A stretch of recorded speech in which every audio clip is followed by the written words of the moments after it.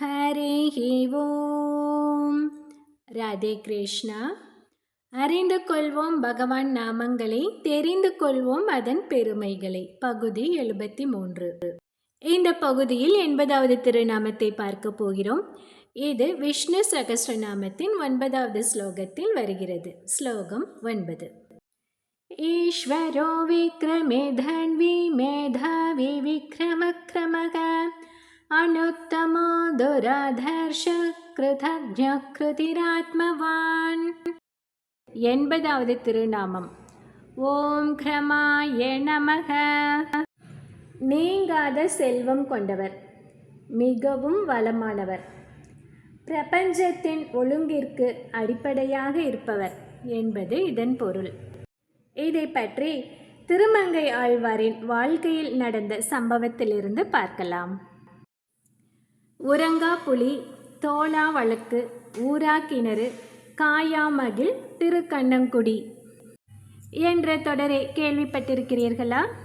சரி, அதை பற்றி பார்க்கலாம். அது எப்படி வந்தது என்பதையும் பார்க்கலாம். ஒரு சமயம் திருமங்கையாழ்வார் திரு அரங்கநாதனுக்கு மதில் அமைக்கும் பணியில் ஈடுபட்டிருந்த போது கட்டிடப் பணிக்கு தேவையான பொருள் ஈட்ட என்ன வழி என்று சிந்திக்கலானார். அப்போது நாகப்பட்டினத்தில் தங்கத்தால் செய்யப்பட்ட புத்தர் சிலை ஒன்றுள்ளது. அதை விற்றால் மதில் கட்டுவதற்கான தேவையான பணம் கிடைத்துவிடும் என்று சில நண்பர்கள் திருமங்கையாழ்வாரிடம் தெரிவித்தார்கள். உடனே ஆழ்வாரும் நாகப்பட்டினம் புறப்பட்டார். அந்த சிலையை பார்த்து, உனக்கு ஈயம், இரும்பு, மரம், பித்தளை, செம்பு போன்றவை போதாதா? தங்கச்சிலைதான் வேண்டுமா என்று கேட்டார். இதை ஒரு பாசுரத்தில் சொல்லி இருக்கிறார் பாருங்கள். எத்தனை அழகு, எத்தனை அழகு.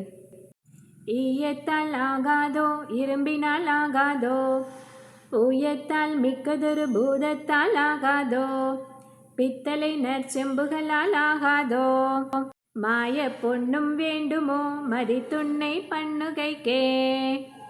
ஆழ்வார் இப்படி பாடிய மாத்திரத்திலேயே சிலையின் வடிவம் மட்டும் அப்படியே இருக்க, சுற்றி வேயப்பட்ட தங்க கவசம் பிதுங்கிக் கொண்டு வெளியே வந்து விழுந்தது. அந்த தங்க கவசத்தை எடுத்துக்கொண்டு திரு அரங்கத்தை நோக்கி சென்றார் ஆழ்வார்.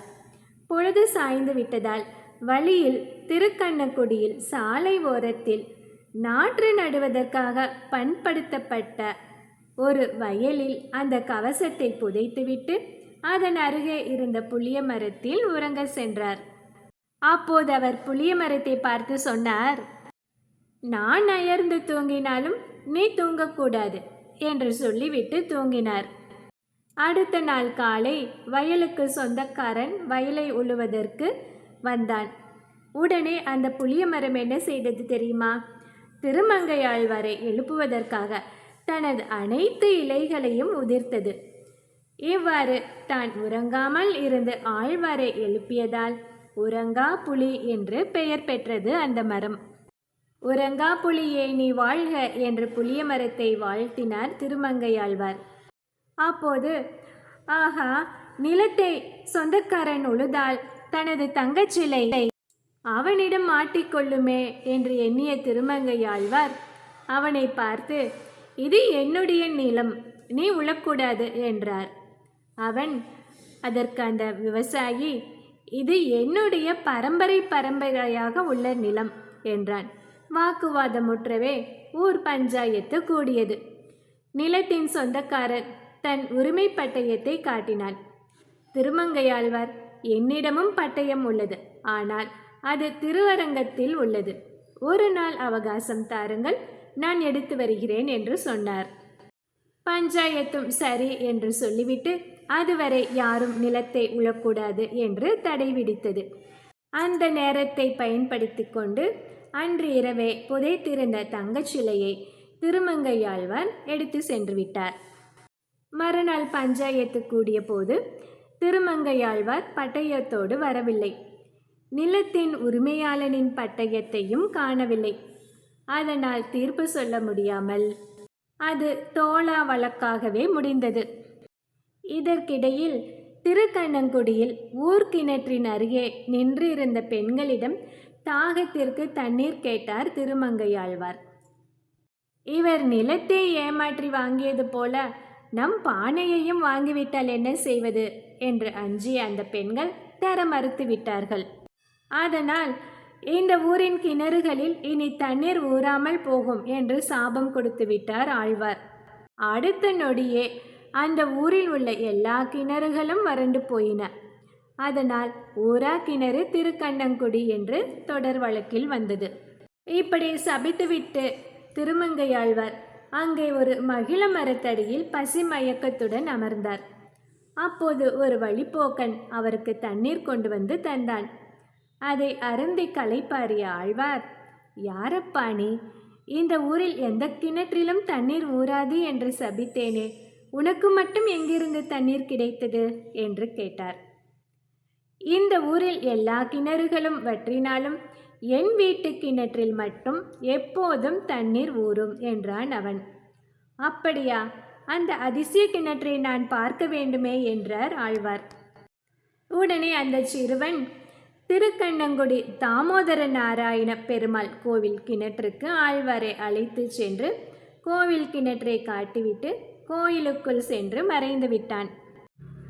ஆஹா, இறைவனே தனது தாகத்தை போக்க வந்திருக்கிறாரே என்று எண்ணி மகிழ்ந்தார் ஆழ்வார்.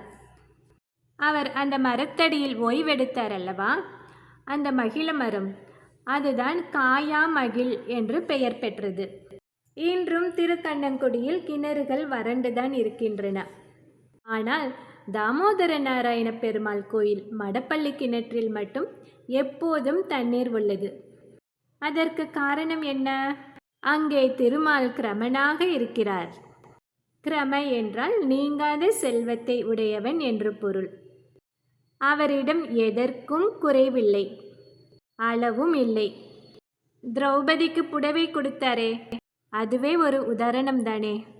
இப்படி குறையாத எல்லையற்ற செல்வமுடைய திருமாலை சகஸ்ரநாமத்தில் உள்ள 80வது திருநாமத்தில் கிரம என்று குறிப்பிடுகிறோம். இந்த கிரமாய நமக என்று தினமும் நாம் சொல்லி வந்தால் அன்பர்களுக்கு நீங்காத செல்வம் நிறையும். அடுத்த திருநாமம் 81. ஓம் அனுத்தமாய நமக. இதை அடுத்த பகுதியில் பார்க்கலாம். ஹரி ஓம்.